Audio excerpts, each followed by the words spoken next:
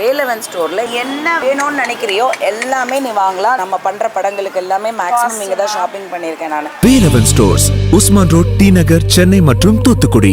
உலகத்தில் எவன் அந்த காலத்தில் எஸ்.வி. சுப்பையா அவர் நடிச்சிருப்பார். அதுக்கப்புறம் எங்கள் அண்ணன் தான் சாகும்போது, கடைசியாக சாகும்போது ஐயாவுக்கு முன்னாடி அந்த கையை கட்டிக்கிட்டே விழுந்து சாகிற காட்சியில் கலங்காதவன் இருக்க முடியாது. அந்த நாட்டாமை, பெரிய நாட்டாமைக்கு இருக்கிற அந்த மிடுக்கு, அந்த கம்பீரம் அவனுடைய உடன் பிறந்த தம்பிக்கு இருக்காது. அவன் அப்படி பவ்யமாக நிற்பான். இந்த ரெண்டு வேடமும் அந்த வேறுபடுத்தி காற்ற பேராற்றல் என் அண்ணன் சரத்குமாருக்கு இருந்தது என்பதை நினைக்கும் போது எனக்கு பெருமையும் மகிழ்ச்சி. ஐயா படத்தில் அந்த பெரியவராக வருகிற கதாபாத்திரம்லாம் மிகச்சிறப்பாக நடிச்சிருப்பார். ஐயா படத்தில் என்னுடைய அருமை சகோதரன் ஹரி எடுத்த படம். பிறகு சாமுண்டின்னு ஒரு படத்தை நடிக்கிறதுக்கு இந்த கூட்டத்தில் ஒரே ஒருத்தன் தான் இருக்கான். இரட்டை வேடத்தில் அவர் ஏற்று நடித்த அத்தனை படமும் மாபெரும் வெற்றியை தொற்றது. பொன்னியின் செல்வன்ல அவருக்கு பழுவட்டராயர் நம்ம தாத்தனுக்கு நம்ம பாட்டனுக்கு ஜோடியாக ஐஸ்வர்யா ராயை போட்டு விட்டார் ஐயா மணிரத்னம். நான் எங்கள் அண்ணனிடத்தை கேள்வியாக கேட்டேன், இந்த வயசில் உங்களுக்கு ஐஸ்வர்யா ராய் ஜோடிய அப்படின்னு. அவர் பொறாமை, உனக்கு பொறாமை அப்படி. குறுகிய சாதி சிமிழுக்கள் அடைக்காதே. பெருந்தலைவன் என் சாதிக்காரன் மட்டும் படிக்க வேண்டும் என்று பள்ளிக்கூடம் திறக்கவில்லை. அந்த ஈடுபாடு ஒரு நடிகர்னா பெரியவாறு. ஈழத்தில் இருக்கிற படுகொலை நிறுத்தி சொல்லி கையெழுத்து போடாமல் போன தலைவர் நடிகர்களுக்கு மத்தியில் உடல் நலன் இல்லாத அறிவு, உடல் நலன் இல்லாத கல்வி, உடல் நலன் இல்லாத செல்வம், உடல் நலன் இல்லாத புகழ் எல்லாம் பயனற்றது. உலகத்தில் வாயை கட்டுறதா ரொம்ப பிரச்சனை. அரசியல் கோட்பாடுகள், நிலைப்பாடுகள் இன்று இருக்கும் நாளை மாறும். இன்று சரி என்று படுவது நாளை தவறென்று படும், நாளை தவறென்றுவது அடுத்து சரி என்று படும். தமிழ் பேரினத்தில், தமிழ் தேசியனத்திற்கென்று தனித்த ஒரு தாயகம் வேண்டும் என்ற கனவு கண்ட ஒரே மகன் அரசியல் தலைமையில் நம் உயிர் தாத்தா சீபா ஆதித்தனார் என்பதை அறிவு சமூகம் புரிந்து கொள்ள வேண்டும். இன்னைக்கு இல்லை நாளைக்கு வெல்லுவோம், நாளைக்கு இல்லை நாளை மறுநாள் வெல்லுவோம். ஆனால் என்றாவது ஒரு நாள் உறுதியாக நாங்கள் வெற்றியடைவோம். ஒரு சிறந்த செல்வந்தர் குடும்பத்திலே பிறந்த மகன் அண்ணன் சரத்குமார் அவர் கல்வியாளர். இன்று தமிழ்நாட்டில் எல்லா மாநில மொழிகளிலும் பேசக்கூடிய ஆற்றல் பெற்ற ஒரு மகன் உண்டென்றால் அது என்னுடைய அண்ணன் சரத்குமார் என்பதில் எனக்கு பெருமையும் மகிழ்ச்சி.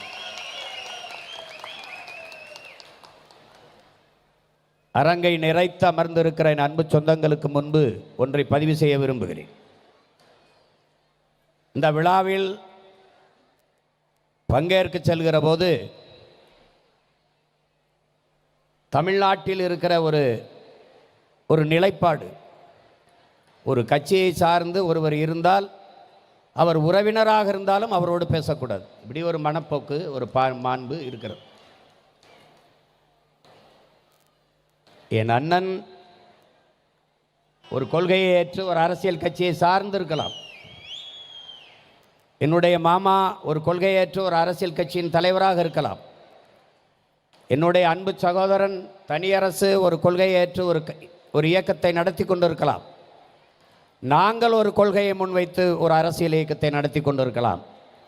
அரசியல் நிலைப்பாடு, கொள்கை, கோட்பாடு வெவ்வேறாக இருக்கலாம். ஆனால் நாங்கள் எல்லாம் ஒரு தாயின் பிள்ளைகள், தமிழ் தாயின் பிள்ளைகள் என்பதில் எவருக்கும் மாற்று கருத்து இருக்க முடியாது. அரசியல் கோட்பாடுகள், நிலைப்பாடுகள் இன்று இருக்கும் நாளை மாறும். அதிமுகவில் இருந்த என்னுடைய மாமன் இன்று விலகி பாரதிய ஜனதா கட்சியின் மாநில தலைவராக இருக்கிறார். திமுகவில் நாடாளுமன்ற உறுப்பினர், அதிமுகவில் சட்டமன்ற உறுப்பினர், தனித்த ஒரு இயக்கம் சமத்துவ மக்கள் கட்சி, இன்று பாரதிய ஜனதா கட்சி. இன்று சரி என்று படுவது நாளை தவறென்று படும், நாளை தவறென்றுவது அடுத்து சரி என்று படும். இதுதான் அறிவு, இதுதான் பகுத்தறிவு. ஒன்றாம் வகுப்பு பாடத்தையே ஒருவன் வாழ்நாள் முழுக்க படித்துக் கொண்டிருந்தால் அதுக்கு படிப்பு இல்லை, அதுக்கு பேர். ஒவ்வொரு நாளும் ஒவ்வொன்று தோன்றும். இன்று சரி என்று படுவது நாளை தவறென்று தோன்றும். ஏனென்றால் கற்றறிவை விட பட்டறிவு மேலானது என்பதை அறிவார்ந்த பெருமக்கள் அறிவீர்கள். இங்கே இருக்கிற என்னுடைய மாமா நயினார் நாயந்திரன் அவர் கூட குறிப்பிட்டார்கள். என்னுடைய தம்பி தனியரசு அவர்களெல்லாம் வலியுறுத்தினார்கள். ஒரு கட்சியின் தலைவனாக இருந்தவன் பல லட்சக்கணக்கான தொண்டர்களை வழிநடத்திய தலைவன், சட்டமன்ற உறுப்பினர், நாடாளுமன்ற உறுப்பினராக இருந்த ஒருவன், ஒரு கட்சியை அதன் தலைமையை ஏற்று சாதாரண தொண்டனாக இருக்கிற ஒரு துணிவு தமிழ்நாட்டில் ஒரே ஒரு மகனுக்குத்தான் உண்டு. அது என் அண்ணன் சரத்குமார் அவர்களுக்குத்தான் உண்டு. ஏற்ற கொள்கையை கொண்ட தலைமையை உண்மையும் நேர்மையுமாக நேசித்து நிற்பது. பதவி வருகிறது, வரவில்லை, அதை பற்றி கவலை இல்லை. ஆனால் கொண்ட கொள்கையில் உறுதி. பதவி இன்னைக்கு இருக்கும், நாளைக்கு வரும், போகும். ஆனால் ஏற்றுக்கொண்ட தத்துவத்தில் தடுமாறாது தளர்ச்சி இன்று நிலைத்து நிற்பவன் எவனோ அவன்தான் தலைமை பண்புக்கு தகுதியானவன். அறிவார்ந்த என் தம்பி தங்கைகளே, தன்னை தாழ்த்தி கொள்ள இயலாதவன் தலைமை ஏற்கிற தகுதியை பெறமாட்டான்.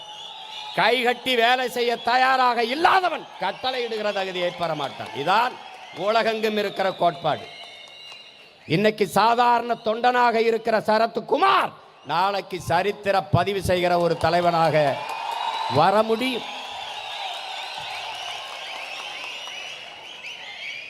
படங்களில் நீங்கள் பார்த்து ரசித்த இந்த சரத்குமார் அல்ல. சாதாரணமாக பெருங்குடும்பத்தில் பிறந்து தன் பெரியப்பா தொடங்கிய தினத்தந்தி என்கிற நாளேடு. அறிவார்ந்த தமிழ் சமூக தம்பி தங்கைகளே, தமிழ் பேரினத்தில் தமிழ் தேசியனத்திற்கென்று தனித்த ஒரு தாயகம் வேண்டும் என்ற கனவு கண்ட ஒரே மகன் அரசியல் தலைமையில் நம் உயிர் தாத்தா சீபா ஆதித்தனார் என்பதை அறிவு சமூகம் புரிந்து கொள்ள வேண்டும். அவன்தான் தமிழீழ வரைபடத்தையும் தமிழ்நாட்டு வரைபடத்தையும் இணைத்து இரண்டு கைகள் பிடித்தபடி வைத்து தமிழ பேரரசு என்று புத்தகத்தை எழுதியவன். இங்கிலாந்திலே படிக்கும்போது அயர்லாந்து மக்கள் தனிநாடு கட்டு போராடினார்கள். அங்கே தலைமையேற்று போராடிய டிவேலரா சின்ஃபைன் என்ற இயக்கத்தை தொடங்கினான். நான் ஐரிஷ், நாம் ஐரிஷ் மக்கள் என்று. அவன் டெய்லி மிரர் என்ற ஒரு இதழை தொடங்கி நடத்தினான். 4 லட்சம் 5 லட்சம் மக்கள் தொகை கொண்டவனை தனிநாடு கட்டு போராடுகிற போது, தனிநாடு அடைய துடிக்கிற போது, 8 கோடி தமிழ் மக்களை கொண்ட நாங்கள் எங்களுக்கென்று தனித்த ஒரு தாயகம் அடைந்து உலகத்தில் சிறந்து பெருமையோடு வாழக்கூடாதா என்ற கனவோடு இந்த நிலத்திற்கு வந்து சின்ஃபைன் போல நாங்கள் தமிழர்கள், நாம் தமிழர் என்ற இயக்கத்தை தொடங்கி அவன் டெய்லி மிரர் என்ற இயக்கத்தை இதழை தொடங்கினான். தினத்தந்தி என்ற ஒரு நாளேட்டை தொடங்கி தமிழ் வெல்க என்று சாதாரண பாமர தமிழனும் நாட்டு நடப்பை தெரிந்து கொள்ள வேண்டும் என்பதற்கு எளிய மக்கள் மொழியிலே எழுதி தினத்தந்தி என்ற நாளேட்டை தோளில் தூக்கி சுமந்து வித்து வந்த பெருமகன் நம்முடைய தாத்தா சீபா ஆதித்தனார் அவர்கள். அவருடைய தம்பி மகன், அவனுடைய மனைவியினுடைய தங்கை மகன் என்னுயிர் அண்ணன் சரத்குமார் அவர்கள் மிதிவண்டியிலே சைக்கிளிலே அதே தினத்தந்தி நாளேட்டை வீடு வீடாக கொண்டு விநியோகம் செய்தவன் இந்த சரத்குமார். இன்னைக்கு இருக்கிற நாட்டாமை, இன்னைக்கு இருக்கிற புரட்சி திலகம் சுப்ரீம் ஸ்டார் அல்ல. அன்று எளிய மகன், சாதாரண மகனாக இருந்து உழைப்பை கொட்டி கொட்டி கொட்டி இந்த உயரத்திற்கு உயர்ந்தவன் சரத்குமார். என் அண்ணன் கராத்தே தியாகராஜன் சொன்னது போல எங்களுக்கெல்லாம் அவர் மேல என்ன ஈடுபாடு? தனிப்பட்ட முறையில் எனக்கும் அவருக்கும் இருக்கிற இணைப்பு எது? அறிவார்ந்த தமிழ் சமூக தம்பி தங்கைகளே, உடல் நலன் இல்லாத அறிவு, உடல் நலன் இல்லாத கல்வி, உடல் நலன் இல்லாத செல்வம், உடல் நலன் இல்லாத புகழ் எல்லாம் பயனற்றது. அப்படி இளம் வயதிலேயே ஒரு செல்வந்த குடும்பத்தில் பிறந்தவன் தண்ணி அடிப்பான், சிகரெட்டு பிடிப்பான், தான் தோன்றித்தனமாக சுத்துவான். இதில் எந்த கெட்ட வழக்கமும் இல்லாது உடல் வளர்த்தேன் உயிர் வளர்த்தேனே என்று திருமூலர் சொன்னது போல ஒரு நல்ல அறிவாளி, ஒரு நல்ல பகுத்தறிவாதி, உடல் என்பது பல நுட்பமான வேலைகளை செய்கிற தொழிற்சாலை, அதை அறிவார்ந்தவன் நல்ல பகுத்தறிவாதி பேணி காப்பான் என்கிறார். அதற்கேற்ப தன் உடலை பேணி காத்து இந்த வயதில் 72 வயதிலே என் அன்பு தம்பி தங்கைகளே, என் அருமை சொந்தங்களே, உலகத்திலே ரஷ்ய அதிபன் புதின் அவன் மட்டும்தான் இன்றைக்கும் கராத்தே பயிற்சி, குதிரை பயிற்சி, நீச்சல் எல்லாம் செய்து அதே இளமையோடு அதற்கப்புறம் இந்திய திருநாட்டிலே என்னுயிர் அண்ணன் சரத்குமார் மட்டும்தான். தன் தம்பியிடத்தில் பேசுகிற போது, உங்களிடத்தில் சொல்வதற்கென்ன, விண்ணூர்தி நிலையத்தில் பயணங்களில் தான் நாங்கள் அடிக்கடி சந்தித்துக் கொள்வோம். மதுரை விண்ணூர்தி நிலையத்தில் நான் எங்கள் அண்ணனிடத்தில் கேலியாக பேசிக்கொள்வோம். அப்போது அவர் இந்த பொன்னியின் செல்வன்ல அவருக்கு பழுவட்டராயர் நம்ம தாத்தனுக்கு வந்து நம்ம பாட்டனுக்கு ஜோடியாக ஐஸ்வர்யா ராயை போட்டு விட்டார் ஐயா மணிரத்னம். நான் எங்கள் அண்ணனிடத்தை கேலியாக கேட்டேன், இந்த வயசில் உங்களுக்கு ஐஸ்வர்யா ராய் ஜோடியா அப்படின்னு. அவர் பொறாமை, உனக்கு பொறாமை, உனக்கு பொறாமை அப்படி. அவர் என்னிடத்தில் சொல்வதெல்லாம் ஒன்றுதான், உடலை மட்டும் நன்றாக பராமரித்து பேணி பாதுகாத்து கொண்டால் எந்த வயதிலும் சாதிக்க முடியும். உங்களுக்கு தெரியுமா, இன்று அவர் வயதிலே இந்தியாவிலேயே அதிகமாக பரபரப்பாக எல்லா மொழிகளையும் நடித்துக் கொண்டிருக்க ஒரே நடிகன் என் அண்ணன் சரத்குமார் தான். எல்லா மொழிகளும், மலையாளத்தில் நடிப்பாப்ல, தெலுங்குல நடிப்பாப்ல, ஹிந்தியில் நடித்து கொண்டிருப்பாப்ல, கன்னடத்தில் நடிப்பா, எல்லா மொழியும் தெரியும், எல்லா மொழியும் நடித்துக் கொண்டிருக்கிற ஒரே நடிகர். அந்த வயதிலே எல்லாம் இருந்தால் எந்திரிக்க முடியாது. அவர் உடலை பேணி காத்து தமிழ்நாட்டின் ஆணழகன் போட்டியில் பங்கு பெற்று வென்று அவர் வந்து அவரே தயாரித்து கண் சிமிட்டும் நேரம்னு என் அண்ணன் கராத்தே தியாகராஜன் சொன்னது போல கலைவாணன் கண்ணதாசன் அவர்களை வைத்து தயாரித்து அதில் ஒரு காவல்துறை அதிகாரியாக நடித்திருந்தார். அதற்கு பிறகும் பெரிய வாய்ப்பு வரவில்லை. பிறகு தேடி தேடி தேடி தேடி புலன் விசாரணையில் வில்லனாக வந்தார். பிறகு கேப்டன் பிரபாகரனில் ஒரு வனத்துறை அதிகாரியாக வந்தார். அவரும் புரட்சி கலைஞர் விஜயகாந்தும் நம் சுப்ரீம் ஸ்டாரும் இறுதிக்கட்ட காட்சியில் புலன் விசாரணையில் போடுகிற அந்த தனி சண்டை தான் சரத்குமாரை யார் என்று கேட்க வைத்தது. இன்னைக்கும் ஒரு கதாநாயகன் வெறுமேலோடு நின்று சண்டை போடுகிற அழகை பெற்றிருக்கிறான் என்றால் அது நம்முடைய அண்ணன் சரத்குமார் அவர்கள்தான். 72 வயதில் இந்த இளமை, இன்னும் 72 வயதானாலும் அந்த வயதுக்குள்ள இளமையோடு இருப்பார். நாங்கள் சந்திக்கும் போதே இதுவரை அவர் அரிசிச்சோறு நெல்லுச்சோறு சாப்பிட்டது கிடையாது. அவர் வந்து ஃபைபர், காய்கறி, பழங்கள், புரோட்டீன் இந்த மாதிரி உணவு தான் எடுத்து, அவருக்கு தெரியாதா, அவருக்கு இருக்கிற வசதிக்கு என்ன வேணாலும் சாப்பிடலாம். சாப்பிட மாட்டார், நடிக்கிறார், மது அருந்த மாட்டார், புகைக்க மாட்டார். இதிலிருந்து நீங்கள் தெரிந்து கொள்ள வேண்டும், சரத்குமார் ஒரு சாதிக்கானவன் அல்ல, சாதிக்க துடிக்கிற ஒவ்வொருவனுக்குமான சான்று, அவன் சாட்சி, அவன் முன்மாதிரி என்பதை என்னிலும் இளைய என் தம்பி தங்கைகள் கவனத்தில் கொள்ள வேண்டும். அப்படி ஒரு குறுகிய சாதி சிமிழுக்கள் அடைக்காதே, அடைக்காதே. பெருந்தலைவன் என் சாதிக்காரன் மட்டும் படிக்க வேண்டும் என்று பள்ளிக்கூடம் திறக்கவில்லை. 14,000 பள்ளிக்கூடம் திறந்து தனக்கு கிடைக்காத கல்வி இந்த நாட்டு பிள்ளைகளுக்கு கிடைக்க வேண்டும் என்று படிக்க வைத்ததால் தான் எழுத்தறிவித்த இறைவன் நம் தாத்தன் காமராஜன் என்று நாம் போராடுவோம். செக்கிழுத்த நம்முடைய பாட்டன் வாவு சிதம்பரனார் பிள்ளைமார்கள் விடுதலைக்கல்ல, ஒட்டுமொத்த தமிழ் தேசிய இனத்தின் விடுதலைக்கு போராடினார். அதை புரிந்து கொண்டு நீங்கள் இந்த மண்ணையும் மக்களையும் நேசிக்க பழக வேண்டும். அன்னைக்கு ஒரு நாள் மதுரையில் இருந்து நானும் எங்கள் அண்ணன் போகும்போது, இப்போ எப்படி அப்படின்னேன், 100 கிராம் மட்டும் சோறு எடுத்துக்கிறேன் அப்படின்னு. 100 கிராம் தான், இவ்வளவு தான் சோறு, அரிசி சோறு. அவர் நினைச்சா பிரியாணியை சாப்பிட முடியாதா? ஏன்? உடலை பேண வேண்டும். உலகத்தில் வாயை கட்டுறதா ரொம்ப பிரச்சனை. திருமண விருந்துக்கே போனாலும் என்ன சுவையாக இருந்தாலும் சாப்பிட மாட்டார். அந்த கட்டுப்பாடு இருக்கிற ஒரு நடிகன் தமிழ் சினிமாவில் என் அண்ணன் சரத்குமார் அவர்கள். இன்னைக்கு நான் உடற்பயிற்சி கூடத்தில் போய் பயிற்சி எடுக்கிறேன்னா காரணம் என் முன்னத்தியர் என் அண்ணன் சரத்குமார் என்கிறது பெருமிதம் தான். இங்கே இப்படியே உடலை முறுக்கிக்கிட்டு ஆனாலும் நடிப்பு வராது, முகபாவங்கள் வராது சிலருக்கு. ஏன்னா நீ பாரு, அர்னால்டுக்கு நடிக்க வராது, ரோபோ மாதிரி தான் இயங்குவாப்ல. ஆனால் அந்த உடல் உறுதியில் இருக்கிற ஒரு ஆணழகன் பட்டம் என்ற ஒருவன் மிக நுணுக்கமான அசைவுகளை, உணர்வுகளை திரையில் வெளிப்படுத்திய நடிகன் நம்முடைய அண்ணன், ஆகச்சிறந்த கலைஞன். நீ நடிச்சு பாரு. அதுக்கப்புறம் படங்கள் சரியாக வரலை. மதிப்புமிக்க பெரியவர் ஐயா சௌத்ரி அவர்கள் சேரன் பாண்டியன் என்ற ஒரு படத்தை எழுதியவன் ஈரோடு சவுந்தரன், என் உயிர் சகோதரன், அண்ணனுக்கு தெரியும். அவன் வந்து எழுதுறான், சேரன் பாண்டியன் படத்தில் இருந்து அப்படியே சரத்குமாருடைய திரையுலக பயணமே மாறிட்டு. மிகச்சிறந்த படம், மாபெரும் வெற்றி அடைஞ்சிருச்சு. அதுக்கப்புறம் நீங்கள்லாம் போட்டிருக்க கொண்டாடுகிற நாட்டாமை, இரட்டை வேடம், இரட்டை வேடத்தில் அவர் ஏற்று நடித்த அத்தனை படமும் மாபெரும் வெற்றியை தொற்றுது. 2 வேடம்னா திணறிடுவான் ஒவ்வொருத்தனும். அதில் நாட்டாமையில் அந்த நாட்டாமை அண்ணனாவும் அந்த தம்பியாவும் நடிச்சிருக்க அந்த படம் 2 வேடத்தையும் வேறுபடுத்தி காட்டிய விதம் எல்லா மொழிகளிலும் மொழிபெயர்க்கப்பட்டு வெற்றி அடைஞ்சது. ஆனால் எல்லா மொழி படத்தையும் பார்த்தேன். என் உயிர் அண்ணன் சரத்குமார் அளவிற்கு அந்த இரட்டை வேடத்தில் எவரும் நடித்தார். அதற்கு பிறகு வந்த நம்ம அண்ணாச்சி, அதுலேயும் இரட்டை வேடம், அதுவும் வெற்றி. அதுக்கு பிறகு வந்த சூரிய வம்சம், அதுலேயும் இரட்டை வேடம், மாபெரும் வெற்றி. சேரன் பாண்டியன், நாட்டாமை, இந்த நட்புக்காக இந்த படத்துக்கெல்லாம் கதை வசனம் எழுதின என் அருமை சகோதரன் ஈரோடு சவுந்தர் தான். நட்புக்காக படம்லாம் நீங்கள் இன்னைக்கு வேணாலும் போட்டு பாருங்க.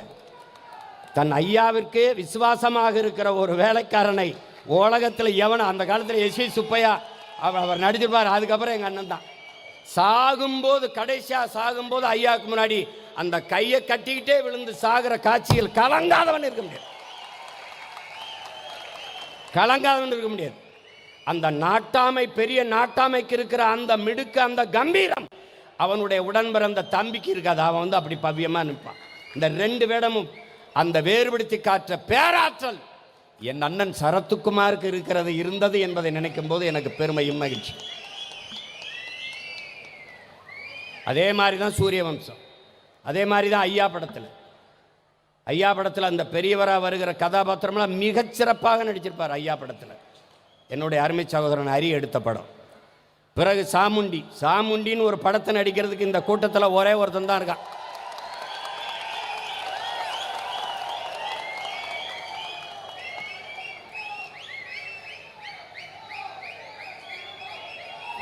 இன்னைக்கு திரை உலகத்தில் ஒவ்வொரு காலகட்டத்திலையும் தன்னுடைய சுவடை மிக ஆழமாக பதித்து வைத்தார். சரத்குமார் என்றால் அவருக்கு விரல் விட்டு எண்ணி சொல்லக்கூடிய படங்கள், சாதித்த படங்கள், வசூலிலும் சரி, மக்கள் மனதில் ஆழமாக பதிந்த அந்த கதாபாத்திரங்கள், மனதை விட்டு நீங்காத பதிவுகள், ஏகப்பட்ட படங்கள் உண்டு.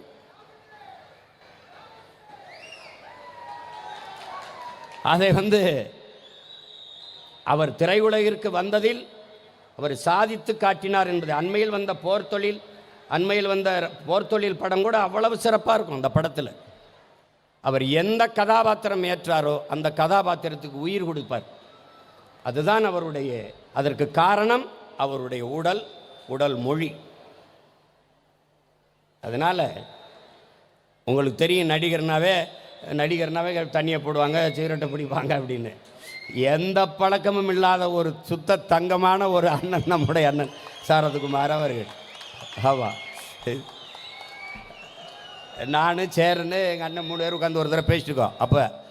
அப்போ பேசிட்டு இருக்கும்போது சாப்பாடு என்ன வாங்கிட்டோன்னா, ஒரே ஒரு கோழி மட்டும் வாங்கிட்டு வர சொல்லுங்கன்னு கோழியை மட்டும் பிச்சு சாப்பிட்டு போயிட்டாப்புல. எனக்கு இன்னும் நல்லா ஞாபகம் இருக்குது. எனக்கு தனிப்பட்ட முறையில் எனக்கு எங்கள் அண்ணனுக்கு இருக்கிற ஒரு உறவு, அந்த பிணைப்பை நான் சொல்கிறேன். அப்போ நான் 2008ஆம் ஆண்டு பிப்ரவரி மாதம் எங்களுடைய தலைவர், என்னுடைய அண்ணன் மேதகவி பிரபாகரன் அழைப்பின் பேரில் ஊருக்கு போயிட்டு, நாட்டுக்கு போயிட்டு திரும்பி வந்த பிறகு அங்கே போர் சூழல். அப்போ ரொம்ப கஷ்டம். இங்கே நாங்கள் திரையுலகம் சார்ந்து காவிரி நதிநீர் உரிமைக்காக ஒரு போராட்டத்தை பண்ணோம். எங்கள் அண்ணனுக்கு நினைவு இருக்கும்னு நினைக்கிறேன். அந்த போராட்டத்தில் எல்லாரும், ஐயா ரஜினிகாந்த், அண்ணன் சத்யராஜ், எங்கள் அண்ணன் சரத்குமார், விஜயகாந்த் எல்லாரும் பங்கேற்று பேசினாங்க. அப்போ நானும் பேசினேன் அதில். அப்போ அது அந்த நேரலையில் நாட்டில் பார்த்துட்டு எங்கள் அண்ணன் நடேசனன் மூலமாக தான் தொடர்பு கொள்வாங்க. அவங்க தான் அரசியல் பிரிவு செயலாளர். அந்த அரசியல் பிரிவு தலைவர் மூலமாக எனக்கு தொடர்பு வரும்போது, தம்பி அப்படின்னா அந்த மாதிரி இந்த காவிரிக்கு போராடின மாதிரி ஒரு போர் நிறுத்தம் கேட்டு, ஒரு இது கேட்டு, இதே திரைத்துறை சார்ந்து ஒரு போராட்டத்தை செய்ய முடியாதா என்று உங்கள் அண்ணன் விரும்புகிறாங்க, கேட்குறாங்க அப்படின்னோடனே, நீங்கள் அதுக்கு ஏற்பாடு செய்ய சொல்கிறாங்க அண்ணன் அப்படின்னோடனே, சரி அப்படின்னு எனக்கு முதல்ல ஞாபகம் வந்தது எங்கள் அண்ணன் சரத்குமார் தான். அவங்க தான் நடிகர் சங்கத்தில் பொறுப்பில் இருக்காங்க. அப்போ இப்போ இருக்கிற உங்கள் சீமான் இல்லை, இப்போ ஒரு நன்கு அறியப்பட்ட ஒரு மகனாக இருக்கேன். அப்போ இல்லை, சாதாரண இயக்குனர் தான். அப்போ எங்கள் அண்ணன் தியாகராய நகரில் ஒரு நட்சத்திர விடுதியில் படப்பிடிப்பில் இருக்காங்க. அப்போ போகும்போது இந்த மாதிரி சீமான் வந்திருக்குன்னு சொல்கிறார் உதவியாளர், வர சொல்லு அப்படின்னு உட்காந்து பேசிக்கிட்டு இருந்தோம். பேசிட்டு இருக்கும்போது என்ன சொல்லுங்கள் அப்படின்னா, அப்போ நான் அந்த மாதிரி சொன்னேன்னே, இந்த மாதிரி இருக்குது சூழல், நம்ம ஒரு போராட்டத்தை காவிரி நதிநீருக்கு செஞ்ச மாதிரி நம்ம செய்யணும். அப்படியா இருங்க அப்படின்னு உடனே ஒரு அழைப்பு போகுது. அழைப்பு யாருக்கு போகுதுன்னா, அது ஒலி பெருக்கியில் போட்டிருக்காரு. உங்களுக்கு சொல்ல புரியுற மாதிரி சொல்ல ஸ்பீக் ஃபோனில் போட்டிருக்காரு. அந்த ஸ்பீக்கர் ஃபோனில் போடும்போது அங்கேருந்து ஒரு குரல் வருது. அது அண்ணன் ராதா ரவி. அது சொல்லு சரத்தே, ரவி இந்த மாதிரி சீமா வந்திருக்காரு. இந்த மாதிரி ஒரு ஈழத்தில் நம்ம மக்களுக்கு இருக்கிற ஒரு போராட்டம் பண்ணி, நம்ம ஒரு போராட்டம் பண்ணி இந்த போரை நிப்பாட்ட சொல்லி கோரிக்கை வைக்கணும்னு சொல்கிறாரு. நான் தாராளமாக செஞ்சிடலாம் சரத்தே, பண்ணிடுவோம் அப்படின்னு. அந்த ஈடுபாடு ஒரு நடிகர்னா பெரியவாறு ஈழத்தில் இருக்கிற படுகொலை நிறுத்தி சொல்லி கையெழுத்து போடாமல் போன தலைவர் நடிகர்களுக்கு மத்தியில் எங்கள் அண்ணன் எனக்கு அவர் மறந்துருப்பாருன்னு நினைக்கிறேன். நான் இப்போ 18 வருஷம் ஆயிடுச்சுல்ல, அதனால் அவர் மறந்துருப்பாருன்னு நினைக்கிறேன். ஆனாலும் நான் சொல்லும்போது அப்போ எனக்கு ரொம்ப பெருமையாக இருந்தது, நம்ம செய்வோன்ட்டு. அப்புறம் எங்கள் அப்பா பாரதி ராஜாட்ட பேசினேன். இப்போ நடிகர் ராமேஸ்வரத்தில் வைக்கணும்போது பெரிய பாதுகாப்பு கொடுக்க முடியாதுன்னு போராட்டம் ரெண்டாக பிரியும் போது அப்போ அங்கேருந்து திருப்பி எனக்கு அழைப்பு வருது. இப்போ போராட்டம் ரெண்டாக பிரியுதே, அதனால் பரவாயில்லையாண்ணா. அண்ணா ஒரே நோக்கத்துக்காக 2 இடங்களில் 2 நாள் போராட்டம் நடக்கிறது நமக்கு வலுச்சேர்க்கும், அதை பற்றி நீங்கள் கவலைப்படாதீங்க அப்படின்னு. அப்போ ராமேஸ்வரத்தில் ஒரு கூட்டம் எங்கள் அப்பா பாரதி ராஜா தலைமையில், இங்கே அண்ணன் சரத்குமார் தலைமையில் சென்னையில் ஒரு கூட்டம். அந்த ராமேஸ்வரத்தில் நடந்ததில் நான் பேசி, அதான் உங்களுக்கு தெரியும், நான் சிறைப்படுத்தப்பட்டேன். அப்புறம் தொடர்ச்சியாக சிறைப்படுத்தப்பட்டு என்னுடைய பாதையும் பயணமும் திரும்பிடுச்சு. அதில் நான் எங்கள் அண்ணன் வெறும் நடிகனாக இல்லை, அவனுக்கு உள்ளுக்குள்ளே இருக்கிற தன்மானமிக்க தமிழன் என்கிற இன உணர்வும் மான உணர்வும் அந்த தமிழ் ரத்தமும் அவருக்கு இருந்ததை நான் பார்த்ததிலிருந்து ஒரு இனம் தெரியாத ஒரு பாசம். 2வது, எந்த ஒரு வேலையை கொடுத்தாலும் அதை 100 விழுக்காடு நேர்த்தியாக செய்யக்கூடிய ஆற்றல் பெற்ற ஒருவன் என்னுடைய அண்ணன் சரத்குமார் அவர்கள். Perfection to the core. சொல்றார் பாருங்க, எந்த ஒரு மனிதனின் நல்லதற்கும் கெட்டதற்கும் முதல் மனிதனாக நிற்கக்கூடிய மனித மாண்பு கொண்ட பண்பாளன் நம்முடைய அண்ணன் சரத்குமார் அவர்கள். நடிகரை தள்ளுங்க, எல்லாரும் நடிப்பான். ஆனால் அதை தாண்டி மனிதம் என்கிற புனிதத்தை போற்றுகிற ஒருத்தர் உண்டென்றால் அது நம்முடைய அண்ணன் சரத்குமார் அவர்கள். எந்த சூழ்நிலையில் என்னுடைய அப்பா பாரதி ராஜா அவர்கள் இறந்து விட்டார்கள். அதிகாலையில் நான் முதல்ல போய் நிற்கிறேன். நின்னபோது ஒரு அழைப்பு. அடுத்ததாக வந்தது அவருடைய உயிருக்கு இனியவர் ராதிகா அவர்கள் வர்றாங்க. வரும்போது அவங்க வந்தவுடனே இவர் அண்ணன்கிட்டருந்து அழைப்பு வருது. அப்போ என்கிட்ட பேசுகிறாரு, நான் இந்த மாதிரி வர முடியல, ஒரு கெடுவாய்ப்பாக வேறு ஒரு நாட்டில் இருக்கிறேன், நீங்கள் இருந்து பார்த்துக்கிறங்க அப்படி. ஒவ்வொரு 10 நிமிஷம் 20 நிமிஷத்துக்கு ஒரு தடவை அழைச்சி பேசி அவர் காட்டிய ஆர்வம், அந்த ஈடுபாடும் இன்றும் என் மனதில் அப்படியே இருக்குது. அது எல்லா மனிதனும் ஏதோ ஒப்புக்கிற விசாரித்தான் போச்சு அப்படின்னு நிற்கலை. அது எல்லா மனிதருக்கும் வராது, எல்லாருக்கும் வராது. ஆனால் ஒரு மனித மாண்பு கொண்ட ஒரு மகத்தான மகனால் தான் இதெல்லாம் செய்ய முடியும். பல இடங்களில் அவருடைய மனைவியினுடைய தாயார் இறந்து போயிட்டாங்க. நாங்கள் 3 பேர் தான் நிற்கிறோம். நான், எங்கள் அண்ணன், அங்கே கராத்தேன்னு 3 பேர் தான் நிற்கிறோம். 3 பேர் நின்று அந்த காரியங்களை செய்தோம். அப்போ எந்த ஒரு இடத்திலையும் ஒரு மனிதனின் மகிழ்ச்சியான தருணம், துயரமான தருணத்திலையும் முதலாளாக நிற்கிற ஒரு மகன் இந்த மண்ணில் உண்டென்றால் நடிகன் என்பதை தாண்டி என்னுடைய அண்ணன் சரத்குமார் அவர்கள் தான். அதுதான் இங்கே எல்லாரையும் கட்சி தாண்டி, கொள்கை கோட்பாடு தாண்டி அவருக்கு அருகில் உட்கார வைத்திருக்கிறது. காரணம் இதுதான். அதனால இந்த விழாவில் பங்கேற்ற என்னுடைய பெற்றோர்கள் எப்போதும் போல அவர் மேல் நீங்கள் பேரன்பு வைக்க வேண்டும். என் உயிர் தம்பி தங்கைகள் அவரை நடிகர் என்பதை தாண்டி இவ்வளவு தூரம் அவர் சாதித்ததற்கு காரணம் என்ன? அவர் இந்த உயரத்தை தொற்றிருப்பதற்கு அவர் கொடுத்த விலையை, அவர் பட்ட துயரங்கள், அவர் பட்ட அவமானங்கள், அவர் பட்ட காயங்கள், கஷ்டங்களை எல்லாம் பார்த்தீர்கள் என்றால் உங்களுக்கு மிகப்பெரிய பெருமையும் வியப்பும் வரும். அவரை நீங்கள் ஒரு முன்மாதிரியாக, ஆங்கிலத்தில் ரோல் மாடல் என்று சொல்வார்கள், அப்படி எடுத்துக்கொள்ளும். சாதாரணமாக வந்துடல, திடீர்னு வந்து உட்கார்ந்துடல. அவ்வளவு உழைப்பை கொடுத்து இன்றைக்கும் அவர் யாரிடம் இன்றைக்கு தேடி அவர்களுக்கு வாய்ப்பு வருகிறது என்றால் தன்னுடைய உடலை அவர் பேணி பாதுகாத்ததின் பொருட்டு எந்த கதாபாத்திரத்துக்கு, இன்னைக்கு தெலுங்கு படம் பார்த்தீங்கன்னா, இப்போ நீங்கள் வந்திருக்கு இந்த ஜனநாயகன் படம், இந்த ஜனநாயகத்தின் உண்மையான பதிப்பு பகவந்த் கேசரி. அந்த பகவந்த் கேசரியில் சிறைத்துறை அதிகாரியாக எங்கள் அண்ணன் நடிச்சிருப்பாங்க. எங்கள் அண்ணனுடைய பொண்ணை தான் அங்கே பாலகிருஷ்ணா வளர்ப்பார். அதான் கதை. அவர் தான் மூல காரணம் அந்த படத்தில், தெலுங்கு பதிப்பில்.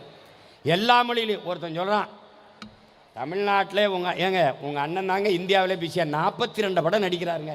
42 படம் நடிக்கிறாரு அப்படின்னு. உண்மையிலே நடிக்கிறாப்புல, எல்லா மொழியிலையும் நடிச்சுக்கிட்டு இருக்காப்புல. அதனால அதுக்கிடையில் அரசியலும் செஞ்சுக்கிட்டு இருக்காப்புல. அரசியலை விட்டு வேணால் நம்ம கூட நடிச்சுட்டு போகலாம். அரசியல் மனித உடலிலிருந்து உயிரை பிரிப்பதும் மனித வாழ்விலிருந்து அரசியலை பிரிப்பதும் ரெண்டு ஒன்று தான். அரசியல் வேண்டாம் என்று விலகி நிற்பதும் வானமே இல்லாத பூமியில் வாழப்போகிறேன் என்பதற்கு ஒப்பானது. உங்கள் வாழ்க்கையில் பிறப்பிலிருந்து இறப்பு வரை எல்லாத்தையும் தீர்மானிக்கிறது அரசு.